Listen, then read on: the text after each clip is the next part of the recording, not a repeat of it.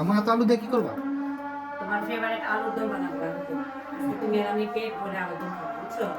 ও আলুর দম আজকে ভাত মাখিয়ে আলুর দম খাবো। আর এই দিনে আমি এই নতুন আলু দিয়ে আলুর দম বানালে এত মজা হয় না। এখন আমি আলুর দমটা রান্না করে তুমি আর আমি আগে খাবো। আচ্ছা, গাইছে জিজ্ঞেস করো কে কে আলুর দম খেতে পছন্দ করে। আপনারা কে কে আলুর দম আমাদের মতো খেতে পছন্দ করেন কমেন্ট করে জানান। এখন মাসকালে ডাল বসেছি। এই যে এখন মাসকালার ডাল বসানো হয়েছে, চিংড়ি মাছ ভুনা হবে, আলুর দম হবে।